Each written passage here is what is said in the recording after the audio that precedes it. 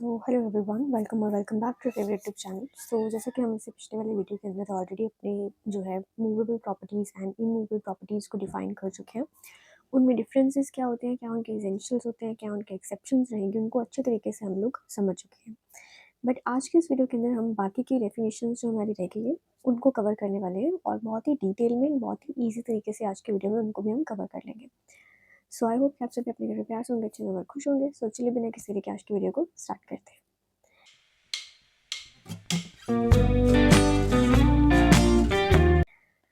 सो हम लोग कर रहे थे अपना मूवेबल प्रॉपर्टीज़ हमारी हो चुकी थी, इमूवेबल प्रॉपर्टीज़ भी हमारी हो चुकी थी, और उनमें हमने ये भी देख लिया था कि क्यों हमें ये जानना ज़रूरी है कि मूवेबल प्रॉपर्टी है या फिर इमूवेबल प्रॉपर्टी है।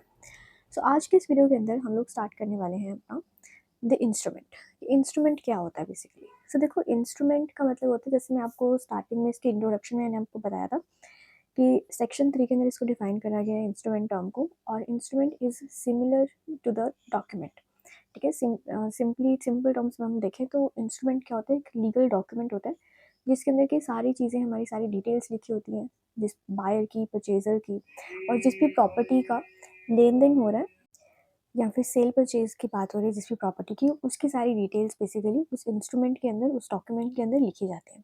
अब इसको थोड़ा लीगल टर्म्स के अंदर समझते हैं कि इंस्ट्रूमेंट एक्चुअल में होता क्या है। So, beginning with the definition of the term instrument, an instrument is a legal written document by which a property is transferred. ठीक है, इंस्ट्रूमेंट क्या है? रिटर्न लीगल डॉक्यूमेंट होता है जिसके थ्रू की प्रॉपर्टी को हम ट्रांसफर करते हैं, जैसे मैंने आपको बताया। And under the transfer of property act, it strictly means a non testamentary instrument which excludes the wills. So जैसे कि आपने अपने फैमिली लॉ के अंदर पढ़ा होगा कि टेस्टामेंट्स क्या होते हैं, विल्स क्या होते हैं। सो जिस तरीके से विल का मतलब क्या होता है कि जब भी कोई पर्सन मरने से पहले अपना एक रिटर्न में लिख जाता है, एक नोट लिख जाता है, बेसिकली एक डॉक्यूमेंट बना जाता है जिसके अंदर कि वो सारी डिटेल्स लिखता है कि मेरे मरने के बाद मेरी प्रॉपर्टी किस तरीके से डिस्पोज ऑफ होगी, मेरे मरने के बाद मेरी प्रॉपर्टी किसको जाएगी, किसको ट्रांसफ़र करी जाएगी। तो वो अपनी एक विल बना जाता है, उसको कहते हैं हम टेस्टामेंट। लेकिन जो इंस्ट्रूमेंट होता है ये एक नॉन टेस्टामेंट्री इंस्ट्रूमेंट होता है। दैट इट मीन्स कि यहाँ पर हम सिर्फ उन प्रॉपर्टीज़ की बात करेंगे जो कि इंटर विवोज़ है।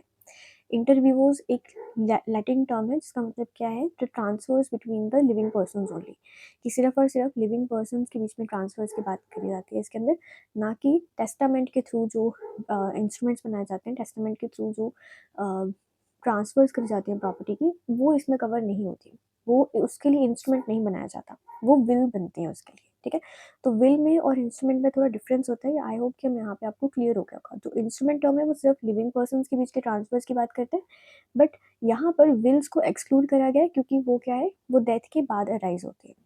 ठीक है, so they do not fall under this act. So it operates only between the living person. अब ये जो इंस्ट्रूमेंट है इसकी पावर क्या रहेगी? So the power of the document is, an instrument is not merely an evidence of the transfer, but it is often the very means by which the transfer takes place. That it means कि instrument का मतलब सिर्फ ये नहीं है कि एक legal proof नहीं है कि transfer हुआ है, बल्कि ये एक मोड है, ये एक मीन्स है, एक तरीका है जिसके थ्रू की प्रॉपर्टी को ट्रांसफर करा जा सकता है। ठीक है, आप थोड़ा सा सोचो कि डॉक्यूमेंट है, डॉक्यूमेंट के अंदर ही सब कुछ लिखा हुआ है और इसके थ्रू ही हम ट्रांसफर्स कर सकते हैं।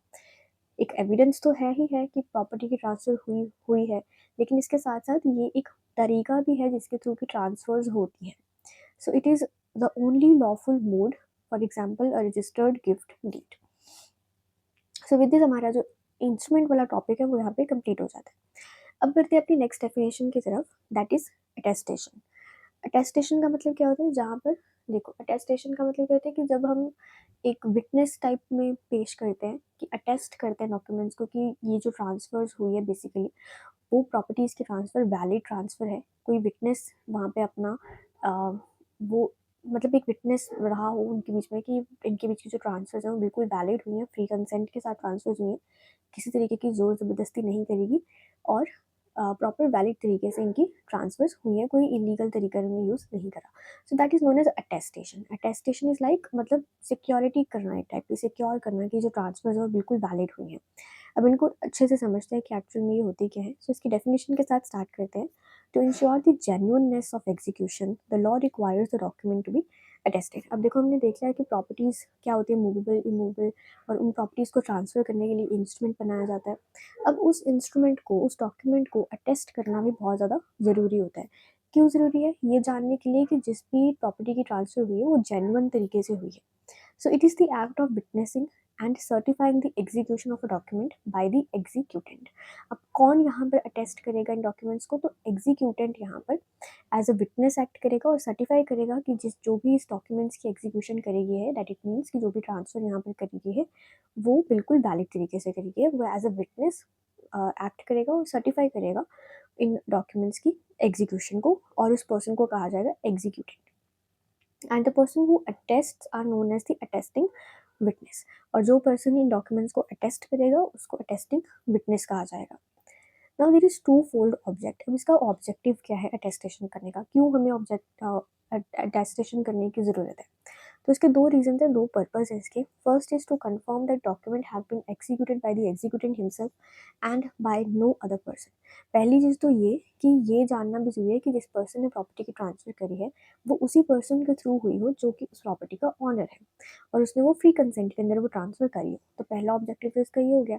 Second objective is to ensure that the execution was done voluntarily without fraud, force और undue influence।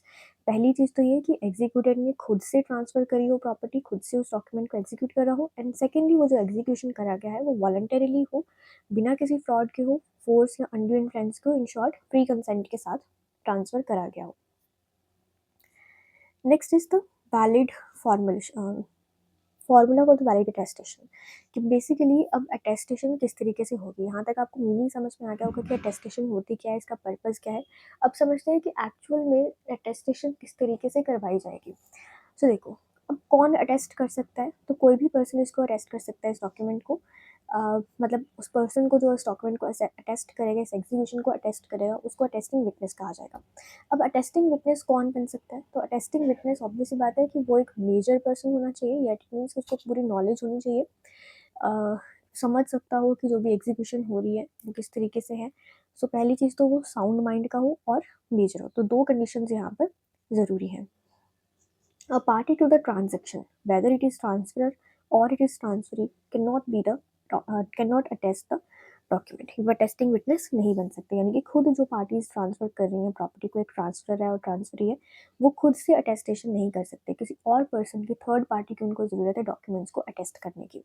सो इसी के रिलेटेड केस लॉ आता है, कुमार हरिश्चंद्र वर्सेस बंसीधर मोहंती का। सो इस केस के में उन्होंने कहा कि अगर कोई person who is interested in the transaction but not a party may validly attest it। कि अगर मान लो उस ट्रांजेक्शन के अंदर उसका कुछ इंटरेस्ट है, जैसे मान लो किसी ने कोई पैसे लेने थे किसी दूसरे पर्सन से, एंड वो जिस पर्सन से पैसे लेने थे वो अपने घर को बेचकर उसके पैसे देगा। अब जिस पर्सन ने पैसे लेने उसका इंटरेस्ट है इस ट्रांजेक्शन के अंदर, तो वो पर्सन भी अटेस्टिंग विटनेस बन सकता है। सो प्रोवाइडेड कि सिर्फ और सिर्फ ट्रांसफरर और ट्रांसफरी यहाँ पर अटेस्टिंग विटनेस नहीं बन सकते, उनके अलावा थर्ड पार्टी कोई भी बन सकती है, वेदर उसका इंटरेस्ट हो भी ट्रांजेक्शन में, तब भी वो वैलिडली इसको अटेस्ट कर सकती है। अब क्या क्या एसेंशियल्स हैं इसके अटेस्टेशन करने के? सो अटेस्टेशन हमेशा दो या दो से ज़्यादा पर्सन के द्वारा, दो से ज़्यादा विटनेसेस के द्वारा करी जाएगी। एक पर्सन विटनेस नहीं बन सकता, दो पर्सन एटलीस्ट होने चाहिए, दो से ज़्यादा जितने भी हो सकते हैं। फिर हर एक witness must see the executant sign or affix his mark और receive a personal acknowledgement from the executant। अब यहाँ पे दो कंडीशंस हो सकते हैं, या तो उस विटनेस ने एग्जीक्यूटेंट को खुद साइन करते हुए देखा हो, या फिर अपना थंब इम्प्रेशन वगैरह है जिस भी थ्रू वो एग्जीक्यूशन कर रहे हैं वो खुद अपनी आंखों से देखा हो, या फिर सेकेंडली उन्होंने एग्जीक्यूटेंट से पर्सनल एक्नॉलेजमेंट क्लेम किया हो। पर्सनल एक्नॉलेजमेंट का मतलब कि यानी कि उन्होंने पूछा हो पर्सनली एग्जीक्यूटेंट से, या किसी भी तरीके से उनको पर्सनली जो एग्जीक्यूटेंट है उसने एक्नॉलेज करा हो कि मैंने ये ट्रांसफ़र करा है या एग्जीक्यूशन करा है। तो यहाँ पे दो कंडीशन हो सकते हैं। पहली चीज़ कि वो विटनेस, दो से ज़्यादा विटनेसेस होनी चाहिए, और वो witnesses must see the executant sign और अफिक्स हिज मार्क, या फिर receive the personal acknowledgement from the executant. Third is each witness must sign the document in the presence of the executant, कि अब जो विटनेसेस साइन करेंगे वो executant की मौजूदगी में साइन करेंगे। ठीक है, एग्जीक्यूटेंट के सामने वो एज अ विटनेस उसको अटेस्ट करेंगे। अब वो अटेस्ट कब करेंगे? तो वो कभी भी अटेस्टेशन कर सकते हैं, बट एग्जीक्यूटेंट के बाद ही अटेस्टेशन करेंगे। पहले एग्जीक्यूटेंट साइन करेगा, उसके बाद विटनेसेस साइन करेंगे। अटेस्टेशन का फॉर्म किस तरीके से होगा, तो फॉर्म किसी भी तरीके से हो सकता है, या तो वो सिग्नेचर के थ्रू अटेस्ट करें या थंब इम्प्रेशन के थ्रू अटेस्ट करें। विटनेस में sign anywhere on the document but only after the executant has sign. Document के ऊपर कहीं पर भी वो साइन कर सकते हैं विटनेसेस, बट एग्जीक्यूटेंट के बाद ही साइन करेंगे। तो ये कुछ चीज़ें हैं जो कि हमें अटेस्टेशन के रिलेटेड ध्यान में रखनी है। सेक्शन 3 के अंदर इसको डिफाइन करा गया है। Let's move on towards the next definition, that is registration. अब रजिस्ट्रेशन क्या होता है? देखो, अब तक हमने समझा कि इंस्ट्रूमेंट क्या होगा, एक डॉक्यूमेंट टाइप का होगा, फिर उस डॉक्यूमेंट को हमें अटेस्ट करवाना पड़ेगा, अटेस्टेशन की प्रोसेस होगी। उसके बाद उस डॉक्यूमेंट्स को हमें रजिस्टर भी करवाना होगा। अब रजिस्टर कौन करेगा, तो रजिस्ट्रार इसको रजिस्टर करेगा, और रजिस्ट्रेशन होने के बाद ही वो जो ट्रांजेक्शन है, जो प्रॉपर्टीज़ की ट्रांसफ़र करी गई है, वो बिल्कुल वैलिड हो जाएगी। सो रजिस्ट्रेशन का मतलब क्या होता है कि जहाँ पर हम डॉक्यूमेंट को रजिस्टर करवाते हैं रजिस्ट्रार के पास, और जैसे ही रजिस्ट्रेशन हो जाता है उसके बाद वो जो ट्रांजेक्शन है वो बिल्कुल वैलिड माना जाता है, एक एविडेंस मिल जाता है हमें कि ये ट्रांजेक्शन बिल्कुल लीगल तरीके से करा गया है। अब रजिस्ट्रेशन क्या है? It is the process by which the document is officially recorded under the Indian registration act 1903 1908। So 1908 Indian registration act के अंदर इसको ऑफिशियली रिकॉर्ड करा जाता है रजिस्ट्रेशन के द्वारा, रजिस्ट्रार के द्वारा इसको ऑफिशियली रिकॉर्ड करा जाता है, ऑफिशियली लिखा जाता है। बेसिकली एक डॉक्यूमेंट होता है जहाँ पे इसको रजिस्टर करा जाता है। सो आफ्टर रजिस्ट्रेशन ये ट्रांजेक्शन एक लीगल एविडेंस बन जाती है। वो रजिस्ट्रेशन जो है वो एक लीगल एविडेंस के तरीके से हमें प्रेजेंट कर सकते हैं कि ये ट्रांजेक्शन है बिल्कुल वैलिड तरीके से हुआ है। So under TPA, certain transfers are valid only when they are made through the registered instrument. कुछ TPA के अंदर कुछ ऐसे ट्रांसफर्स हैं, हम आगे पढ़ेंगे, मॉर्गेजेस हैं, एक्सचेंज है, गिफ्ट्स हैं, कौन कौन से गिफ्ट्स के लिए रजिस्ट्रेशन करवाना ज़रूरी है, एक्सचेंज, सेल, तो वो सब चीज़ों में हम डिटेल में पढ़ेंगे जब तब मैं आपको समझाऊंगी वहाँ पे। सो कुछ ऐसे ट्रांसफर्स हैं जो कि वैलिड तभी मानी जाएंगे जब उनको रजिस्टर करवाया जाएगा। कुछ के लिए रजिस्ट्रेशन करवाना ज़रूरी नहीं होता, like say for example most of the cases के अंदर 100 रुपीज़ से कम की अगर कोई सेल परचेज कर रहे हैं तो उस केस के अंदर हमें रजिस्ट्रेशन करवाना ज़रूरी नहीं होता। बट 100 से अबव की अगर कोई चीज़ खरीद रहे हैं तो उस केस में फिर हमें रजिस्ट्रेशन करवाना ज़रूरी हो जाता है। इफ़ेक्ट क्या रहेगा रजिस्ट्रेशन का? सो जैसे ही रजिस्टर हो जाती है तो वो एक तरीके से माना जाएगा कि ये जो पूरा ट्रांसफ़र हुआ है ये बिल्कुल करेक्ट तरीके से हुआ है। उसके अंदर जो भी डिटेल्स लिखी गई हैं वो सारी करेक्ट डिटेल्स लिखी गई हैं, और एक जगह जब हम उसको रजिस्टर करवा लेते हैं किसी भी ट्रांजेक्शन को, तो थ्रू आउट इंडिया वो माना जाता है वैलिड, माना जाता है। ठीक है, so it is treated as registered throughout India. तो that is the effect of registration. अब रजिस्ट्रेशन दो टाइप्स की होती है, जैसे मैंने आपको बताया था कि ऑप्शनल भी होती है और कंपल्सरी भी होती है। So that is defined under section 17 and 18 of the registration act. So section 17 cover करता है हमारी कंपल्सरी रजिस्ट्रेशन को, एंड 18 कवर करता है हमारी ऑप्शनल रजिस्ट्रेशन को। सो कंपल्सरी रजिस्ट्रेशन कौन सी होती है? जिनके लिए कि हमें रजिस्ट्रेशन करवाना ज़रूरी होता है। For example gift of the immovable property, अगर कोई इमूवेबल प्रॉपर्टी जैसे कोई लैंड है, बिल्डिंग है, अगर हम उसको गिफ्ट में दे रहे हैं, फिर उस गिफ्ट डीड को हमें रजिस्टर करना ज़रूरी हो जाता है।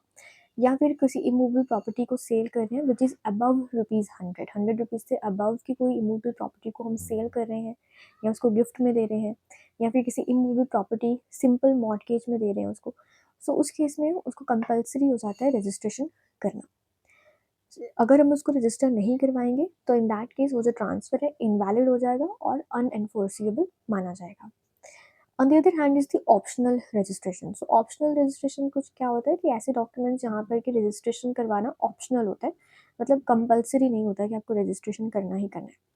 सो इसका कॉन्सिक्वेंसेस क्या रहेगा? अगर आप नहीं भी रजिस्टर करवाते हो तब भी वो आपकी जो ट्रांजेक्शन है वैलिड रहेगी, उसकी वैलिडिटी अफेक्ट नहीं होगी किसी भी तरीके से। सो that is the thing and the difference between optional and compulsory registration. Let's move on towards the life cycle. Registration life cycle basically क्या रहेगा? सो बेसिकली रजिस्ट्रेशन करने के लिए 3 स्टेप्स रहेंगे मोस्टली, मोटा माटी अगर हम देखें तो 3 स्टेप्स इसके रहेंगे रजिस्ट्रेशन करने के। सो फर्स्ट स्टेप हमारा आता है प्रिपरेशन का, second step is presentation, and the last third step is certification. So सबसे पहले हम प्रिपेयर करेंगे अपने डॉक्यूमेंट्स को। सो डॉक्यूमेंट्स को स्टैम्प पेपर पर प्रॉपरली लिखा जाएगा, उनको साइन करा जाएगा, अटेस्टिंग विटनेसेस आकर उनको अटेस्ट करेंगे। तो ये तो हो गया प्रिपेयर करना डॉक्यूमेंट को, that is the preparation stage. Preparation complete होने के बाद हम उसको प्रेजेंट करेंगे। प्रेजेंट किसके पास करेंगे? सब रजिस्ट्रार के पास, जिसकी भी जुरिस्डिक्शन के अंदर वो फॉल कर रही है प्रॉपर्टी, वहाँ पर उस डॉक्यूमेंट को हमें प्रेजेंट करना होगा। प्रेजेंटेशन के बाद हमें मिलेगा इसका सर्टिफिकेट। सो वंस जो सब रजिस्ट्रार है वो सेटिस्फाई होगा, उसको लगता है कि बिल्कुल वैलिड तरीके से ट्रांसफ़र हुआ है, कोई फ्रॉड वगैरह नहीं हुआ, वो सेटिस्फाई हो जाएगा, तो उसके बाद वो रजिस्ट्रेशन एक्ट के अंदर इनको रिकॉर्ड करेगा, उसको सील करेगा और इसको सर्टिफाई करेगा, एक सर्टिफिकेट हमें देगा रजिस्ट्रेशन का। सो ये बहुत ही क्रिटिकल मोमेंट होता है सर्टिफिकेशन का। अब यहाँ पर एक चीज़ आपको ध्यान में रखनी है कि रजिस्ट्रेशन का हमेशा रेट्रोस्पेक्टिव इफेक्ट रहेगा। रेट्रोस्पेक्टिव का मतलब क्या होता है कि document is deemed registered on the date and time mention in the registrar's certificate, not merely on the presentation. कि ये जो मैंने आपको थर्ड स्टेज बताया सर्टिफिकेशन वाला, this is the critical moment. क्यों क्रिटिकल मोमेंट है? क्योंकि इसी स्टेज के बाद जैसे ही हमारा सर्टिफिकेट हमें मिलेगा, उस डेट के बाद से रजिस्ट्रेशन वैलिड माना जाएगा। उस डेट एंड टाइम से जो भी उसमें मेंशन करा गया है, उस डेट से जो डॉक्यूमेंट है वो डीम्ड रजिस्टर्ड माना जाएगा, not on the date of presentation. जिस डेट को आपने सब रजिस्ट्रार के पास प्रेजेंट करा उस डेट से नहीं, बल्कि जिस डेट को उसने सर्टिफिकेट दिया आपको रजिस्ट्रेशन का, उस डेट से वो रजिस्ट्रेशन वैलिड माना जाएगा। So that are the 3 steps of registration. अब हम बात करते हैं अपने नेक्स्ट जो डेफिनेशन है, दैट इज एक्शनेबल क्लेम्स के बारे में। इसके बाद एक और डेफिनेशन है, then we will be completed with the definition वाला पार्ट। सो सबसे पहले हम समझते हैं कि एक्शनेबल क्लेम्स बेसिकली होते क्या है। सो एक्शनेबल क्लेम्स बेसिकली क्या होते हैं कि कुछ तो हमारे देखो क्लेम्स होते हैं, कुछ ट्रांसफर्स बेसिकली होते हैं टैंजिबल और इनटेंजिबल। ये डिफरेंसेस मैं आपको पिछली वीडियो में भी बता चुकी हूँ कि टैंजिबल और इनटेंजिबल में क्या डिफरेंस होता है, but still I will tell you in this video. So tangible का मतलब क्या होता है कि ऐसी चीज़ें जिनको हम देख सकते हैं या टच कर सकते हैं, ऐसी प्रॉपर्टीज़ जैसे कोई बॉक्स है या कोई भी और प्रॉपर्टी है, तो इस तरीके से वो टैंजिबल होती है। लेकिन इनटेंजिबल का मतलब क्या होता है कि जिनको हम देख नहीं सकते या फिर टच नहीं कर सकते, but they exist, they comes into force with a court degree. ठीक है, कोर्ट की डिग्री या कोर्ट के ऑर्डर से ही हम उनको क्लेम कर सकते हैं। कुछ ऐसे लिस्ट ऑफ क्लेम्स होते हैं। सो अब इनमें देखो कोर डिफरेंसेस क्या होते हैं। टेंजिबल प्रॉपर्टीज जो है दे कैन बी पोजेस्ड, उनको हम पोजेस कर सकते हैं, बट इनटेंजिबल प्रॉपर्टीज सिर्फ और सिर्फ राइट्स की फॉर्म में एग्जिस्ट करती हैं, फिजिकली हम उनको पोजेस नहीं कर सकते। So such rights are only known when they enforce through the court of law. जब हम कोर्ट ऑफ लॉ के थ्रू उनको एनफोर्स करते हैं तभी उन राइट्स को हम जान पाते हैं। So this is the difference between tangible और इनटेंजिबल ट्रांसफरेबल ट्रांसफर्स। अब इनटेंजिबल ट्रांसफर्स के अंदर हमारा जो टर्म आता है actionable claims. Actionable claims actual में होते क्या? सो देखो एक्शनेबल क्लेम्स को भी डिफाइन करा गया सेक्शन 3 के अंदर ही। So actionable claims means an unsecured debt. Unsecured debt, देखो डेट्स जो सिक्योर्ड रहेंगे उनको तो हम मॉर्गेज कह देंगे, कि जहाँ पर डेट का मतलब क्या होता है कि कोई कर्जा, और सिक्योर्ड मतलब कि जब हमें उसकी कोई सिक्योरिटी मिली हो। कि अगर मान लो कोई पर्सन कहता है कि मैं लोन लेना चाहता हूँ, डेट लेना चाहता है, वो लोन लेना चाहता है 1 लाख रुपीज़ का, और अगर वो कहता है कि मैं लोन कंप्लीट नहीं कर पा रहा था, तो इन दैट केस आप मेरी ये कार जो है उसको ले जा सकते हैं या सेल कर सकते हैं। So that is a secured debt, कि जहाँ पर जो क्रेडिटर है जिसने कर्जा दिया है उसका डेट बिल्कुल सिक्योर्ड है कि अगर ये मुझे पैसे नहीं देगा तो फिर मैं इसकी कार बेचकर पैसे अपने पूरे कर सकता हूँ। बट अनसिक्योर्ड डेट्स क्या होते हैं ऑन दी अदर हैंड, इसके ऑपोजिट, कि जहाँ पर आपने डेट तो दे दिया, लोन तो दे दिया, बट वो सिक्योर्ड नहीं है, किसी भी टाइप की उसमें आपको गारंटी या सिक्योरिटी बेसिकली नहीं मिल रही कि वापस आप उनको किस तरीके से लेंगे। So they are called the actionable claims. और a claim to the beneficial interest in the movable property which is not in the possession of the claimant and is enforceable by law. कि या फिर वो claims हो सकते हैं जो कि किसी मूवेबल प्रॉपर्टी के बेनिफिशियल इंटरेस्ट के लिए हैं, जो कि क्लेमेंट की, जो पर्सन क्लेम कर रहा है एक्शनेबल क्लेम्स को, उसके पोजेशन में वो प्रॉपर्टी नहीं है, वो मूवेबल प्रॉपर्टी उसके पोजेशन के अंदर नहीं है, बट वो उस प्रॉपर्टी को एनफोर्स करवा सकता है bye the law. So that is the definition of actionable claim. अब समझते हैं categorising the actionable claims. Basically जो एक्शनेबल क्लेम्स रहेंगे वो 3 टाइप्स के क्लेम्स हो सकते हैं। जो ये अनसिक्योर्ड डेट है वो 3 तरीके से एग्जिस्ट कर सकते हैं। पहला इसमें आता है existent, second is accruing and the last one is conditional और कंटिजेंट। कि जो ये अनसिक्योर्ड डेट है या तो वो एग्जिस्टिंग डेट भी हो सकता है, मतलब प्रेजेंटली अभी ड्यू है, प्रेजेंटली अभी आपने वो डेट देना है। फॉर एग्जाम्पल आपने कोई रेंट वगैरह के पैसे देने वाले रहते हैं, आपके अरियर्स ऑफ रेंट है, तो उसको हम कहेंगे कि वो एग्जिस्टेंट अनसिक्योर्ड डेट है। सेकंड इसमें आता है एक्रूइंग। एक्रूइंग का मतलब क्या है कि फ्यूचर डेट पर वो ड्यू होगा, लाइक फ्यूचर सैलरी है फिर कोई, मतलब देनी तो है ही है बट अभी बाद में देनी है। So that is a unsecured accruing debt. फिर कंडीशनल और कंटिंजेंट अनसिक्योर्ड डेट होता है जो कि किसी कंडीशन के ऊपर डिपेंड होता है, जैसे कंटिंजेंट कॉन्ट्रैक्ट्स होते हैं। सो जो कि किसी कंडीशन के ऊपर डिपेंड होता है, वो कंडीशन जैसे फुलफिल होगी या हैपन होगी उसके बाद से वो डेट एग्जिस्टेंस में आएगा। सो सिक्योर डेट्स होते हैं मॉर्टगेजेस या प्लेस्ड प्लेज वगैरह, बट एक्शनेबल क्लेम्स को हम सिक्योर डेट्स में काउंट नहीं करते। सो बेनिफिशियल इंटरेस्ट जो पहली चीज़ तो हमने पढ़ी थी कि अनसिक्योर डेट्स क्या होते हैं, तो उसको तो मैंने आपको यहाँ पे अच्छे तरीके से समझा दिया है 3 टाइप्स में इसको डिवाइड करके। सेकंड चीज़ जो हमने पढ़ी थी यहाँ पर इसकी स्टैट्यूटरी डेफिनेशन के अंदर, that a claim to the beneficial interest in a movable property which is not in the position of the claimant and is enforceable by law. So उसको समझते हैं हम क्या होता है बेसिकली ये। सो बेनिफिशियल इंटरेस्ट क्या है, the property must be movable and not in possession. पहली चीज़ तो ये कि प्रॉपर्टी जो है वो मूवेबल प्रॉपर्टी होनी चाहिए और क्लेमेंट की पोजेशन के अंदर वो प्रॉपर्टी नहीं होनी चाहिए। सो वो एक्शनेबल क्लेम कब होगा, like say for example arrears of rent, insurance policy claims या फिर अनपेड टावर, इनको हम एक्शनेबल क्लेम्स पर काउंट करेंगे।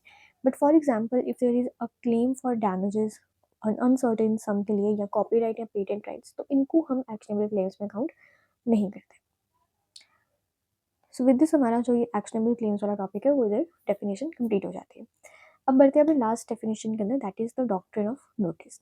Doctrine of notice is the presumption of knowledge, that it means कि जो पर्सन यहाँ पर क्लेम कर रहा है उसको नोटिस था, उसको नॉलेज था इस फैक्ट के बारे में, so that is known as doctrine of notice.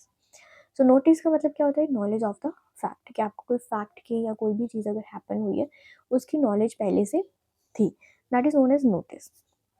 So person is said to have noticed when he actually knows it or when the law presumes that he ought to have known it.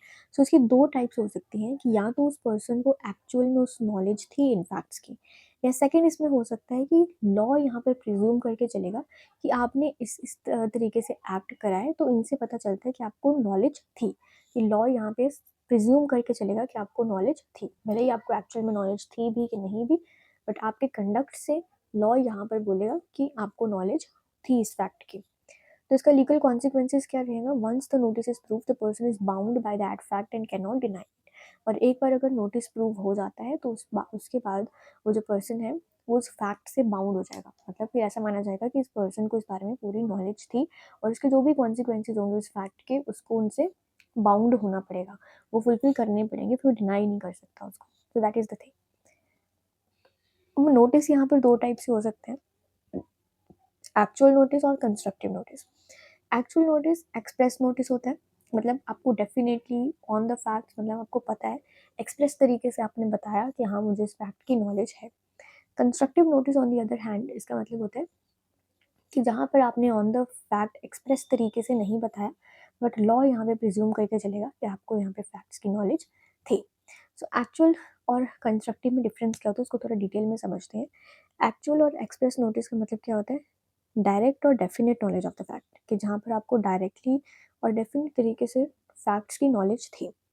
तो इसके essentials क्या है कि definite knowledge होना चाहिए, कोई rumours नहीं होने चाहिए, ऐसा नहीं कि उसको कोई सुनी सुनाई बात है, उसको डेफिनेटली उसको पूरा साफ साफ स्पष्ट शब्दों में किसी ने बताया हो उसको, या उसको पता हो कि ये चीज़ है। Second is the knowledge of an interested party, कि वो जो नॉलेज है वो उस इंटरेस्टेड पार्टी के जैसा ही होना चाहिए, उस ट्रांसफ़र के अंदर उसका कुछ इंटरेस्ट होना चाहिए।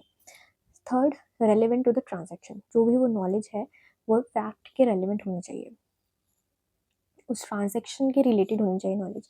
ऐसा नहीं है कि आप बात कर रहे हैं यहाँ पे प्रॉपर्टीज़ की ट्रांसफ़र की और बीच में आपको कोई नॉलेज है, कोई किसी का कोई डॉग गुम गया, तो वो चीज़ नहीं, वो नॉलेज में काउंट नहीं होगा, वो फिर नोटिस में काउंट नहीं होगा, उस ट्रांजेक्शन के रिलेटेड इन्फॉर्मेशन उसको होनी चाहिए। ऑन द अदर हैंड आता है अपना कंस्ट्रक्टिव नोटिस। कंस्ट्रक्टिव नोटिस का मतलब क्या होता है, it is a legal presumption, यहाँ पे लॉ प्रिज्यूम करके चलेगा where the person may not have actual knowledge but the law deems him to have it because he ought to have known it. तो इसका कंडक्ट से या फिर उसके किसी भी तरीके से, मैं आपको आगे ग्राउंड्स बताऊंगी कि क्या होते हैं कंस्ट्रक्टिव नोटिस के, तो फिर आपको अच्छे से समझ आएगा कि उन ग्राउंड्स के बेसिस पर पता चलता है कि इस पर्सन को नॉलेज थी इस बात की, होनी चाहिए थी इस बात की, तो फिर वहाँ पे लॉ प्रिज्यूम करके चलेगा नोटिस को। That is known as constructive notice. It is based upon equity and can not be rebutted. ये इक्विटी के ऊपर बेस्ड होता है, उसको रिबट नहीं करा जा सकता। अब एक और बहुत इंपॉर्टेंट सेइंग है that every notice is the knowledge, कि हर एक नोटिस के अंदर नॉलेज आती है, लेकिन हर एक नॉलेज को हम नोटिस नहीं कह सकते। सिर्फ उसी नॉलेज को हम नोटिस करेंगे जो कि उस पार्टी के साथ रिलेटेड है, उस ट्रांजेक्शन के साथ रेलिवेंट है और वो डेफिनेट नॉलेज है, तभी हम उस नॉलेज को नोटिस कहेंगे। ठीक है, so this is the difference between notice और नॉलेज। अब समझते हैं the triggers for the constructive notice, कि कहाँ पर हम लोग कह सकते हैं कि इस पर्सन को नॉलेज थी इस बात की।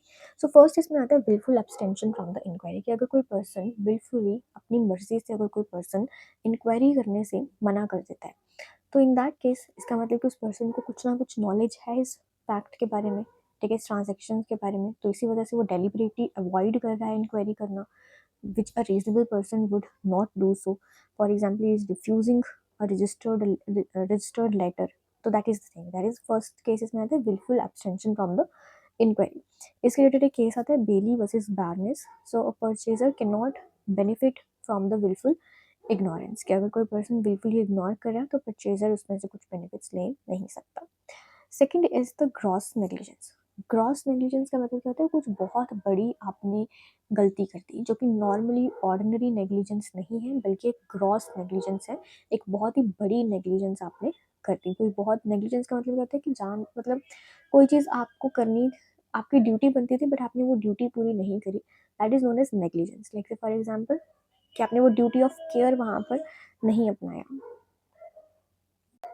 सिर्फ ग्रॉस नेग्लिजेंस ही यहाँ पर कवर होगी, दैट इट मीन्स कि वो कोई प्रूडेंट पर्सन ऐसी नेग्लिजेंस कमिट नहीं कर सकता, बट वो एक ग्रेव नेचर की नेग्लिजेंस होनी चाहिए। लाइक से फॉर एग्जांपल एक केस आता है यहाँ पे तिलकधारी वर्सेस खेदन लाल का, जहाँ पर कि उन्होंने रजिस्ट्रार के रिकॉर्ड्स को ही सर्च नहीं करा ट्रांसफर से पहले। लाइक से फॉर एग्जांपल अगर मान लो एक पर्सन है जो कि बी को अपना घर बेच रहा है, और उस घर को बेचने से पहले जो बी पर्सन है उसने उन डॉक्यूमेंट्स को देखा ही नहीं, उसने पूछा ही नहीं कि ये डॉक्यूमेंट्स उसके हैं भी कि नहीं, ये घर सच में उसके नाम पर है भी कि नहीं, क्या उसके पास पावर है भी इस घर को ट्रांसफ़र करने की कि नहीं। तो ये क्रॉस नेग्लिजेंस यहाँ पर माना जाएगा on the part of the B. So इस तरीके से ये डिफरेंस होता है ऑर्डिनरी नेग्लिजेंस और ग्रॉस नेग्लिजेंस के बारे में। सिर्फ ग्रॉस नेग्लिजेंस को ही हम कंस्ट्रक्टिव नोटिस कह सकते हैं, कि जहाँ पर उसने जानबूझकर फिर ये गलती करी है, जो कि इतनी बड़ी गलती नॉर्मल प्रूडेंट पर्सन नहीं कर सकता था। देन थर्ड इसमें ट्रिगर आता है, that is the registration as notice, कि अगर किसी पर्सन ने किसी डॉक्यूमेंट को रजिस्टर करवाया है, दैट इट मीन्स कि उसको कंस्ट्रक्टिवली नोटिस था कि वो डॉक्यूमेंट किस नेचर का है। फॉर एग्जांपल कि अगर उसने कोई ऐसे डॉक्यूमेंट को रजिस्टर करवाया जो कि कंपल्सरीली रजिस्ट्रेबल है, जहाँ पर रजिस्ट्रेशन करवाना उस डॉक्यूमेंट के लिए ज़रूरी है। लाइक से फॉर एग्जांपल कोई सेल हुई है 100 रुपीज़ से ज़्यादा की, और उसने उस सेल को रजिस्टर करवाया, दैट इट मीन्स उसको पता है कि वो सेल किसी इमूवेबल प्रॉपर्टी की हुई है। देन प्रॉपरली रजिस्टर्ड होनी चाहिए, and notice operates against the subsequent transferees. So registration of a compulsory registrable document amounts to the constructive notice. Second इसमें आता है एक्चुअल पोजेशन एज नोटिस, कि अगर कोई पर्सन एक्चुअल में किसी प्रॉपर्टी की पोजेशन ले लेता है, दैट इट मीन्स कि उसको नोटिस था। यहाँ पर भी क्यों कहा जाए, क्योंकि कुछ ऐसे ट्रांसफर्स होते हैं जो कि सिर्फ और सिर्फ पोजेशन के साथ ही वैलिड माने जाते हैं। So actual possession of the immovable property is a constructive notice of the possessor's title. So a purchaser must inquire from the person in possession. So इसमें भी केस आता है भगवान बी केदरी वर्सेस द्वारकानाथ के भगारे। सो यहाँ पे tenant's possession was equal to the notice of his rights. So with this हमारा ये टॉपिक यहाँ पे कंप्लीट होता है। डेफिनेशंस वाला पार्ट जो है ट्रांसफर ऑफ प्रॉपर्टी एक्ट का, बिल्कुल कंप्लीट हो जाता है, और यही जो डेफिनेशंस आपकी बेस रहेंगी पूरे पूरे एक्ट के, जो कि हमें आगे आने वाली वीडियोज़ के अंदर बहुत ज़्यादा काम करेंगे। सो इन शॉर्ट एक कंक्लूजन देख लेते हैं कि हमने आज की वीडियो में क्या क्या पढ़ा। तो हमने सब्जेक्ट मैटर देखा कि इमूवेबल प्रॉपर्टीज़ क्या होती हैं, वो प्रॉपर्टीज़ जिनके अंदर कि सिर्फ लैंड को इंक्लूड करते हैं, benefits arising out of that land and the things that are permanently attached to the earth, while immovable properties में से standing timber, crops and grass को एक्सक्लूड करा गया है, बिकॉज ये क्या है, मूवेबल प्रॉपर्टीज़ होती हैं। फिर हमने अटेस्टेशन के बारे में पढ़ा। अटेस्टेशन क्या है, एक लीगल रिक्वायरमेंट है of the certain documents to ensure the authenticity and voluntary execution of the instrument. फिर हमने पढ़ा रजिस्ट्रेशन के बारे में। रजिस्ट्रेशन इंश्योर करता है कि वैलिडिटी को, ऑथेंटिसिटी को and legal enforceability of the proper property transactions, and it is mandatory where required by the law. फिर हमने नोटिस के बारे में पढ़ा under section 3। It includes actual and constructive notice, the latter being the legal presumption arising from the wilful abstention, gross negligence, registration और possession, and it is binding in law. So with this हमारा topic यहाँ पे complete होता है। I hope कि आपको video अच्छा लगा, जो कि यहाँ तक आया हो तो अच्छा लगा ही होगा। सो चैनल पर अगर नहीं है तो चैनल को सब्सक्राइब जरूर करिएगा, वीडियो को लाइक भी कर देना। मिलते हैं अपने नेक्स्ट वीडियो के अंदर, तब तक के लिए बाय बाय, टेक केयर।